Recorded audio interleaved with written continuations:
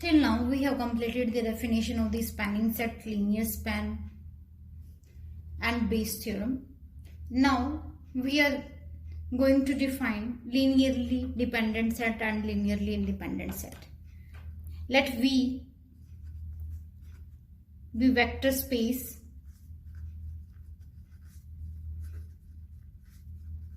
over the field F. I am writing that V F over F. A set V1, V2 up to Vn of vectors of V is said to be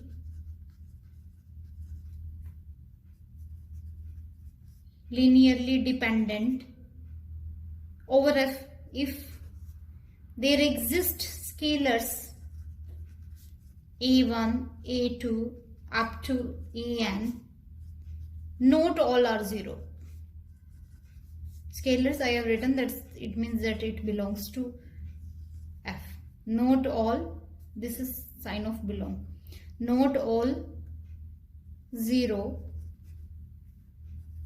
such that this possible combination, that A1 V1 linear combination A2 V2 An Vn equal to 0. If all the scalars are not all 0, then it means that this linear combination equal to 0 and this scalars are not equal to 0, then this set is said to be linearly dependent. Otherwise, if all these scalars are 0, then this set V1 up to V2 up to Vn is linearly independent set. Check whether the singleton set vector, this is linearly independent or dependent.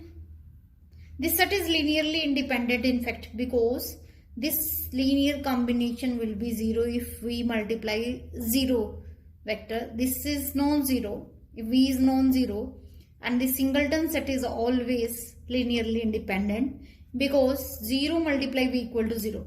Only possibility of this combination equal to 0 if the scalar is 0. So this singleton set is always 0, that containing non-zero vector, and the 0 vector is always linearly dependent because we can multiply by non-zero scalar, then it will give 0 vector. 0 is this dark 0.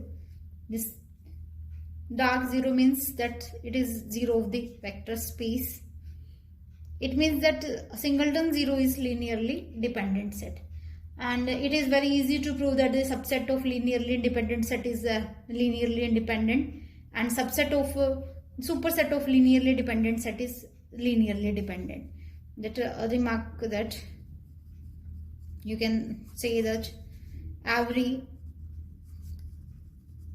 subset of linearly independent set is linearly independent, and every superset of linearly dependent set is linearly dependent. Now we are going to prove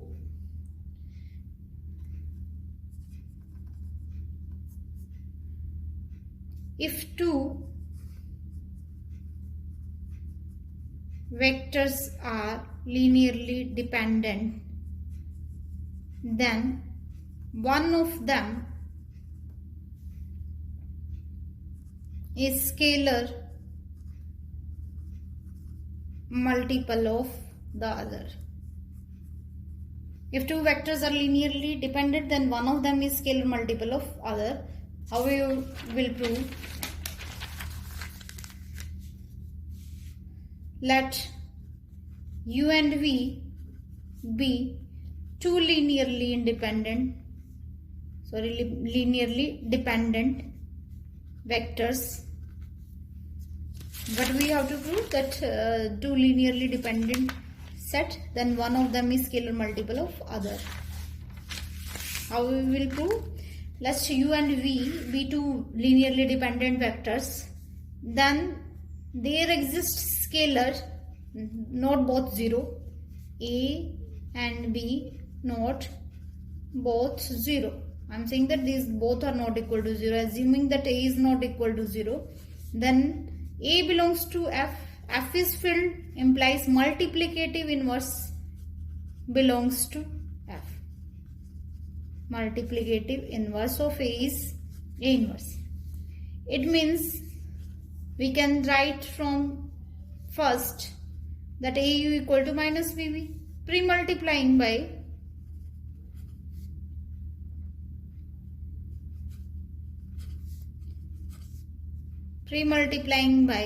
A inverse, we get A inverse into U minus A inverse into B into V. It will be U 1 into U, and it will be minus A inverse into B into V, and 1 into U, because of vector space condition, 1 into U equal to U, that is minus A inverse B into V. This is scalar, then minus A inverse B belongs to F, implies U is scalar multiple of V. Now we will prove that if U is scalar multiple of V, now assume that U is scalar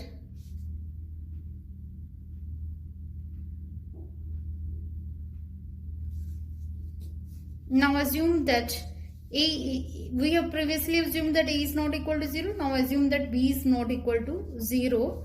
If B is not equal to 0, B inverse belongs to F, because B belongs to F and every elements of the field having multiplicative inverse, B inverse belongs to F. Then by first again we can say that B into V equal to minus A into U, and pre-multiplying by B inverse, then we will get that B inverse into A into U equal to, then it will be 1 into V minus B inverse into A into U, and we will get that 1 into V equal to V, and it will be minus B inverse A into U, and this is scalar. It means this V is scalar multiple of U. So what we have proved that if two vectors are linearly dependent, then one of them is scalar multiple of others. And now we are defining the basis of a vector space, because we have done the definition of the linearly independent set, linearly dependent set, and now we will see that how the basis of the vector space is going to play an important role in theory of the vector spaces. Let V over the field F be vector space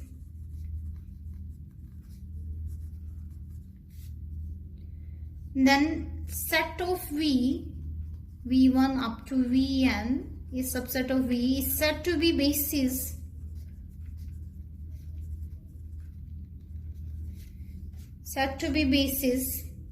if the set S is linearly independent set of vectors, and second one, V can be expressed as a linear span of S.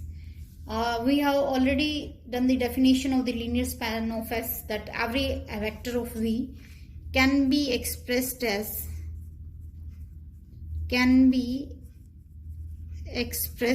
as linear combination of elements of S. What is that we have recall this definition, that a set S must be linearly independent, and second, V equal to linear span of S. Now, is this set 1 0 0 0 1 0 0 0 1 of all plane vectors is basis of R3 over R. This is basis. How it will be basis?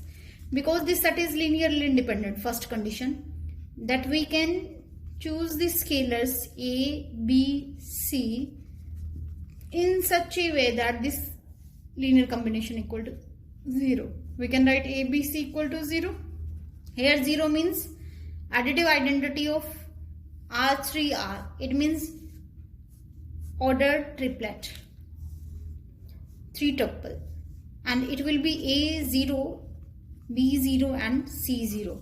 Only possibility of this combination equal to 0, then scalar must be 0. So this set S is linearly independent set. Now second condition, that every vector of R3 over R can be expressed as a linear combination of elements of S, because x, y, z can be written as x into 1, 0, 0 plus y into 0, 1, 0 plus z into 0, 0, 1. So this can be expressed as a linear combination of these elements. So we can say that V equal to LS, because every vector of V can be expressed as a linear combination of these elements, these vectors. So V can be expressed as a linear combination of the elements of S. Now ordered basis.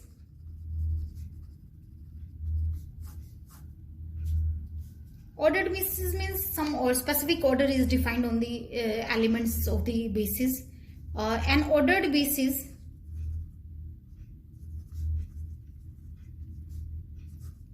for a vector space V over F is an ordered n tuples V1, V2 up to Vn, where V1, V2 up to Vn is a basis for V. So this is if specific order is defined on this basis set, then we say that this one is a ordered basis. Now coordinates of a vector space, coordinates of vector relative to the basis.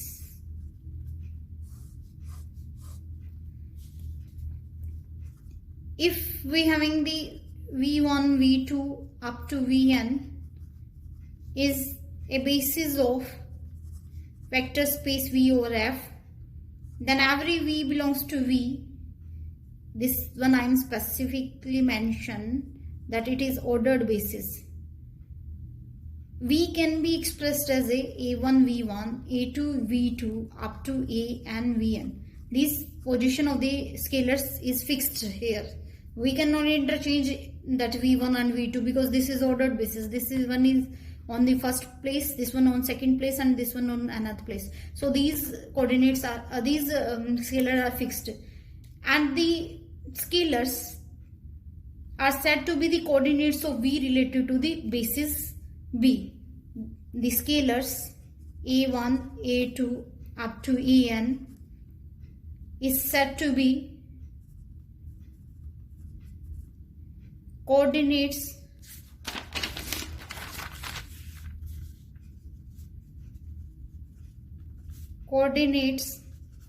of V relative to basis.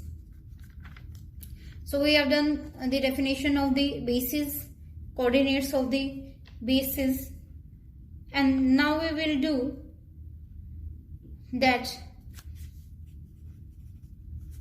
if V is a finitely generated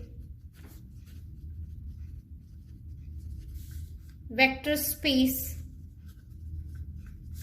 then any two bases of V have the same number of elements. We will prove that any two bases of the V have same number of the elements, because basis set may be infinitely, but number of elements in every set will be the same. So we are going to prove that if it having two bases, of then number of elements in the basis are same. How we will prove this thing? Let S contains the vectors v1 up to vn, and S1 contains the vector w1, w2 up to wm. These are two bases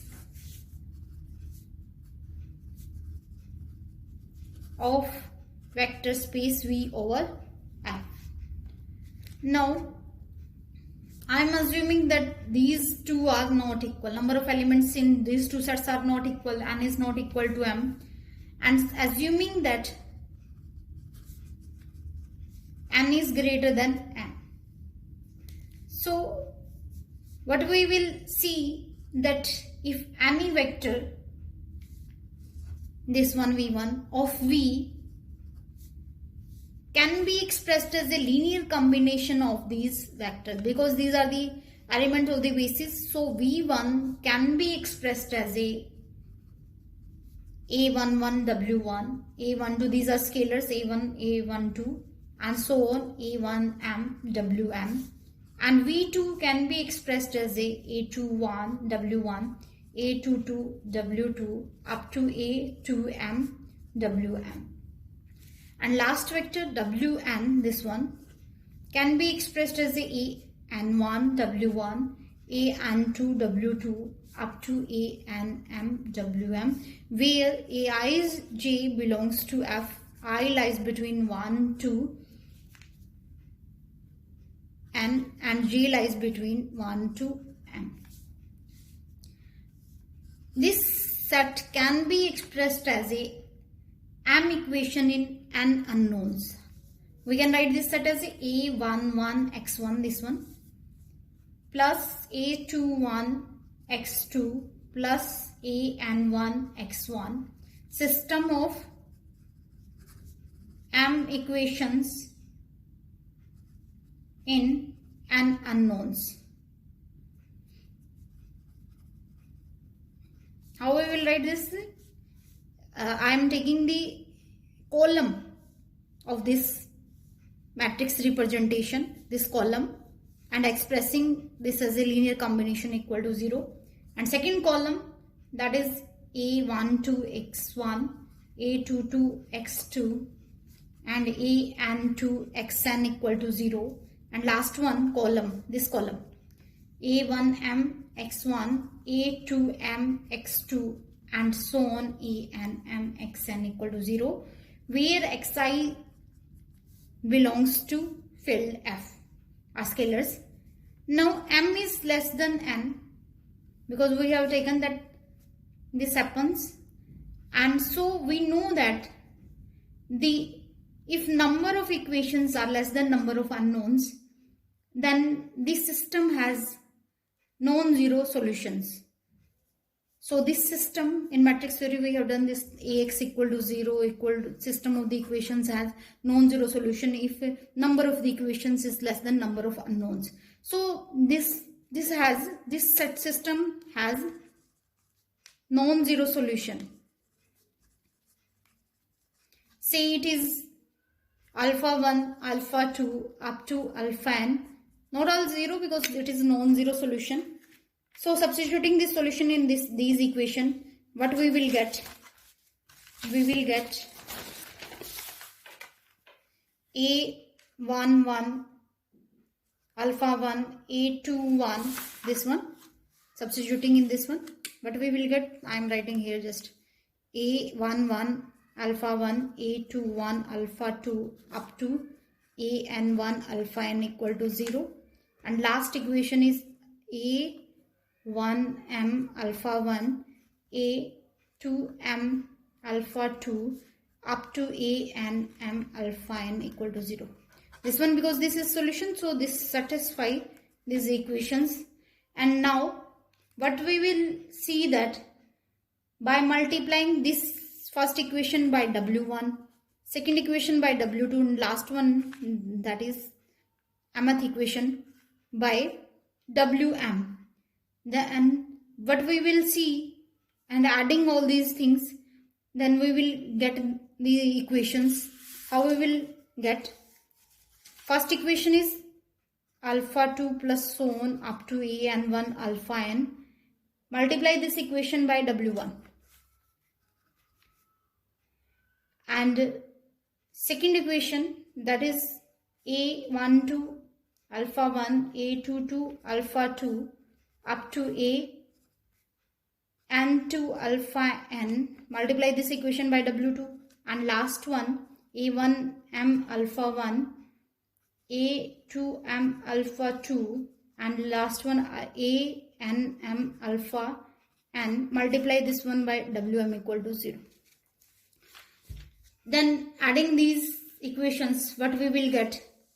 Alpha 1 is common out, a11 w1, a12 w2, last one is a1m wm, and plus so on. I am writing last term, alpha n into a n1 w1, a n2 w2, last one is a n m wm equal to 0. This one column wise. And this one is, we see that this one equal to v1. This is v2, v3. Substituting these values, what we will get? That alpha 1 v1, alpha 2 v2 up to alpha n vn equal to 0. All these alphas are not equal to 0. All are not equal to 0. It means this set is linearly this set is linearly, all alphas are not equal to 0. This set must be linearly dependent set. Implies this set v1, v2 up to vn linearly dependent set.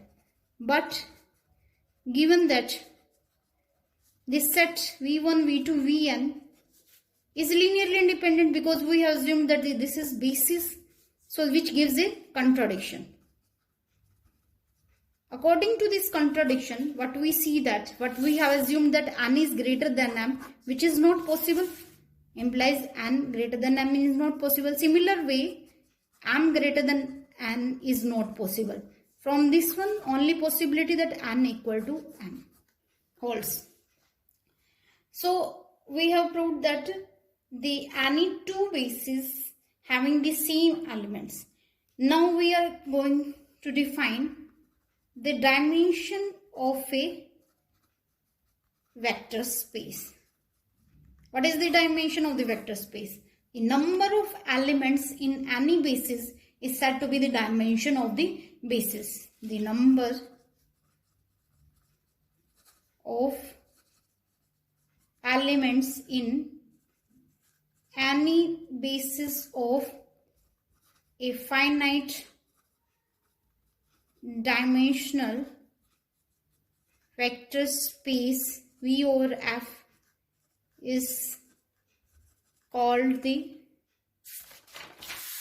dimension of vector space V over F. If it has a finite basis, then it will be finite dimensional vector space. If it is not finite dimensional, then it will be infinite dimension space.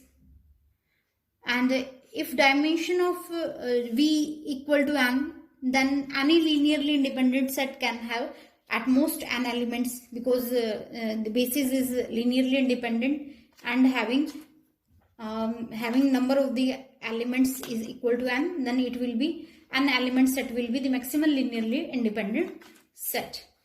Now, the most important theorem we will prove.